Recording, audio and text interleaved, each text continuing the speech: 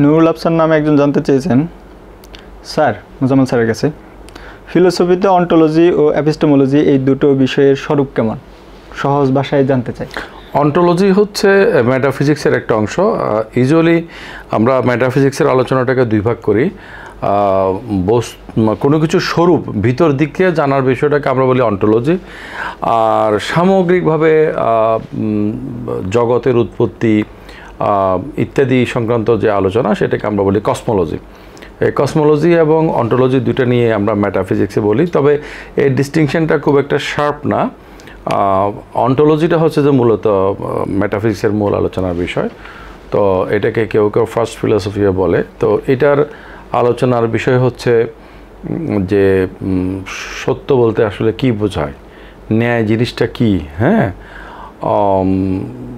কথার কথা বস্তুর অতিরিক্ত আমাদের কোনো মাইন্ড অথবা সোল আছে কি না। হ্যাঁ, তারপরে এই ধরনের বিষয়গুলো, এগুলো অন্টোলজি, যে আমরা যে বস্তুর জগৎটা দেখতেছি এটাই আসলে রিয়েল কিনা, এটার বাইরে অন্য কোনো মানে ওয়ার্ল্ড অফ আইডিয়াস যেটা বলি সেটা আছে কিনা। আর যে পার্টিকুলার বিষয়গুলো নিয়ে যে জগৎ, এর বাইরে ইউনিভার্সাল বলে কোনো কিছু আছে কিনা। আর ইউনিভার্সালগুলো যদি থাকে তাহলে কীভাবে আছে, ইউনিভার্সালের সাথে পার্টিকুলারের সম্পর্ক কী, অথবা পার্টিকুলার সাথে পার্টিকুলার কীভাবে চলে। এইভাবে করে বলতে গেলে ফিলোসফির মূল বিষয়টা হচ্ছে যে অন্টোলজি বা তত্ত্ববিদ্যা আমরা যদি বাংলাতে বলি, আর এপিস্টেমোলজি হচ্ছে জ্ঞান সংক্রান্ত বিষয়। এই তো এখন এই বাস্তবতা সম্পর্কে তুমি যাই বলো যে বস্তুই একমাত্র বাস্তবতা, এটা কেউ বলতে পারে। কেউ বলতে পারে যে না, বস্তুর অতিরিক্ত একটা বাস্তবতা আছে, যেটাকে আমরা ইউনিভার্সাল বা অ্যাবস্ট্রাক্ট বলি। এভাবে নানা কিছু বলতে পারে। তো সে যাই বলুক না কেন, তখন এপিস্টেমোলজি গেটস স্টার্ট। তুমি কোনো কিছু সম্বন্ধে যেটা বলবা সেটাই হচ্ছে এপিস্টেমোলজির বাংলা কি করা হয়? জ্ঞান তত্ত্ব, থিওরি অফ নলেজ। তাহলে এখন আপনি বলছিলেন যে তত্ত্ববিদ্যা একটা জিনিস অ্যাজ ইট ইজ বা ভিতর থেকে কি ব্যাপারটা আসলে কি, এটার বিকামিংটা যখন ফোকাস করা হয়, it's like the two sides of the same coin. যে তুমি যখন এটার বিকামিং এর দিকটা দেখো ফোকাস করে, দেন ইট ইজ অন্টোলজি। আর এটা ব্যাপারে তুমি যখন কোনো কিছু ক্লেম করো, তখন এই ক্লেমটা কিসের ভিত্তিতে করা হয়েছে, এই ক্লেমটাকে কিভাবে আমরা জাস্টিফাই করব, এটা কখন ট্রু হবে বা ফলস হবে, এই আলোচনাটা, এটা হলো জ্ঞান তত্ত্বের আলোচনা। এখন কোনো একটা কিছুর অন্টোলজি নিয়ে যে আলোচনা, সেটার মাধ্যমে যে জ্ঞান আহরণ বা জানা, এটাও তো এপিস্টেমোলজিতে চলে যাচ্ছে তাহলে নাকি? আমি তো বললাম যে মানে এইটা তুমি একটা মুদ্রাকে, একই মুদ্রাকে দুই দিক থেকে দেখলে দুইভাবে দেখতে পারো। এই বইটার এই পাশ থেকে এরকম, এই পাশ থেকে এরকম, দুটোই কিন্তু বইয়ের কভার, এটা আর কি। তো ব্যাপারগুলো হচ্ছে সেরকম, কোন দিক থেকে আমরা দেখি। জ্ঞান তত্ত্বের মধ্যে সাধারণত আমরা খুব এলিমেন্টারি লেভেলে বলি যে I know Sourav, I know how to drive a car, and I know that this is a pair of spectacles. এই তিন ধরনের কথার মধ্যে প্রথম দুই ধরনের কথা জ্ঞান তত্ত্বের আলোচনার বিষয় না। আচ্ছা, ওকে, আমি তোমাকে চিনি, হলো ফাইন। আর আমি তাহলে আই নো সৌরভ, এখানে KNOW, নো, ওই জ্ঞান কথাটা ইউজ হচ্ছে, কিন্তু জ্ঞান তত্ত্বে মূলত এই ধরনের জ্ঞানকে অ্যাড্রেস করা হয় না। কোন ধরনের জ্ঞানকে অ্যাড্রেস করা হয়? যে জ্ঞানটা কোনো একটা বিষয়ে যখন একটা সাবজেক্ট প্রেডিকেট রিলেশনের মধ্যে ক্লেম করা হয়, যেখানে একটা তোমার আন্ডারস্ট্যান্ডিং, তোমার ভ্যালিডেশন, জাস্টিফিকেশন আছে কি নাই, সেটাকে ফোকাস করা হয়, সেটা হচ্ছে আলোচনা। মানে একটা সাবজেক্ট অফ নলেজ থাকে। আমি গাড়ি চালাতে জানি, তাহলে এই গাড়ি চালাতে জানাটা আমার জ্ঞান, এটা আমার দক্ষতা। আচ্ছা, আমি তোমাকে চিনি, এটা পরিচিতি। তো পরিচিতিমূলক জ্ঞান যদি আমরা জ্ঞান শব্দের ব্যবহার করি, দক্ষতামূলক জ্ঞান যদি আমরা জ্ঞান শব্দের ব্যবহার করি, এগুলো জ্ঞান তত্ত্ব বলতে ফিলোসফিতে যেটা বোঝানো হয় সেটার আলোচনার বিষয় না। তাহলে ধরেন যেমন আমরা বলি সাধারণ জ্ঞানের বই, সাধারণ জ্ঞানের বই জ্ঞান তত্ত্বের দৃষ্টিতে কোনো জ্ঞানই নেই। এগুলো হচ্ছে যে বিটস অফ ইনফরমেশন, তথ্যের সমাহার। এই তো তথ্য দিয়ে জ্ঞান তৈরি করা হয়।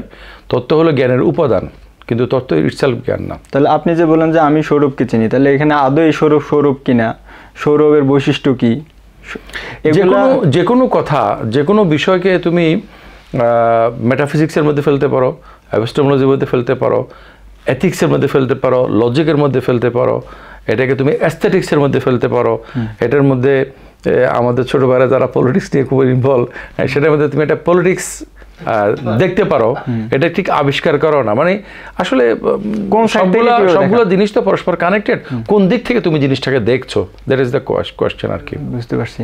তো জ্ঞান তত্ত্বে যখন আমরা কোনো কিছু বলবো তখন সেটা আমাদেরকে একটা সাবজেক্ট প্রেডিকেট রিলেশন হিসেবে বলতে হবে, অর্থাৎ একটা লজিক্যাল সেন্টেন্স হিসেবে বলতে হবে। সাবজেক্ট প্রেডিকেট রিলেশনটাকে যেটা আমি বললাম যে চশমা, আচ্ছা আপনি তাহলে বলতে হবে যে এটি একটা চশমা, this is a pair of spectacles. এই কথাটার আরো পিছনে কথা রয়েছে যে আমি দাবি করছি যে আই নো দ্যাট, এই যে দ্যাট দিয়ে যেটা বলা হয়, তো দ্যাট দিয়ে আমরা যখন ইউজুয়ালি নলেজ ক্লেম করি তখন আমরা ওই প্রথম অংশটা উজ্জ্বল রাখি। এটা আমি যদি বলি যে দিস ইজ এ বুক, তার মানে হচ্ছে I know that this is a book, এটা আর কি। ওইটা হলো জ্ঞানতত্ত্বের আলোচনার বিষয়। আর জ্ঞানতত্ত্বের আলোচনার প্রাচীন জ্ঞানতত্ত্বের আলোচনা হইতো মূলত জ্ঞানের উৎস হিসেবে কোনটাকে আমরা রিলাই করব, অভিজ্ঞতা অথবা বুদ্ধি। মূলত সমকালীন জ্ঞানতত্ত্বের আলোচনার বিষয় হচ্ছে যে আমি যেটা জ্ঞানের দাবি করি, whether it is justified or not. আর আমরা যখন জাস্টিফিকেশনের কথা বলি তখন আমরা অ্যাকচুয়ালি সেটাকে মিন করি ভেরিফিকেশন, মানে জাস্টিফায়াবিলিটি ইন দ্য সেন্স অফ ভেরিফায়াবিলিটি, এটা আর কি। এগুলোর জন্য নানা ধরনের তত্ত্ব আছে জ্ঞানতত্ত্বের মধ্যে। ওই যে তুমি জানতে চেয়েছিলে, তাহলে অন রেকর্ডে বলে ফেলি 4 ধরনের জাস্টিফিকেশন থিওরি। যে আমাদের কাছে কিছু বিলিফ আছে বেসিক, মানে পাইদিবাই কথা হচ্ছে যে মানে নলেজের মূল ইনগ্রিডিয়েন্টটা হচ্ছে বিলিফ, ওকে। তবে বিলিফকে হইতে হয় ট্রুথ এবং জাস্টিফিকেশন সাপোর্টেড। তো সেক্ষেত্রে আমাদের কিছু জ্ঞান হচ্ছে বিলিফ, সেগুলোর ভিত্তিতে বাকিগুলো আমরা ঠিক করি, সেটা বুদ্ধি হোক, অভিজ্ঞতা হোক, যেটাই হোক না কেন। এটাকে বলা যায় ভিত্তিবাদ, ফাউন্ডেশনালিজম। আর এটার বিকল্প, তাহলে ওই ভিত্তিটা আমরা কোথায় পাবো, এই ধরনের প্রশ্ন আসে। তখন বলছে না, একটা কথার সাথে একটা কথা যদি মিলে কোহারেন্ট হয়, কনসিস্টেন্ট হয়, তাহলে সেটা সঠিক হবে। কিন্তু সমস্যা হচ্ছে যে ফলস জিনিস অনেক সময় কোহারেন্ট হয়, অনেক সময় যেটা ট্রু সেটা দেখে গেলো আইসোলেটেড হয়। হ্যাঁ, হতে পারে। তো আবার আরেক ধরনের যাচাই তত্ত্বের কথা বলা হয়েছে, যে যাচাইয়ের মূলনীতিগুলো আমরা পাবো আমাদের কগনিটিভ এজেন্ট হিসেবে আমাদের ভিতরে প্রকৃতি বা খোদা দিয়ে দিছে, এটা হলো ইন্টারনালিজম।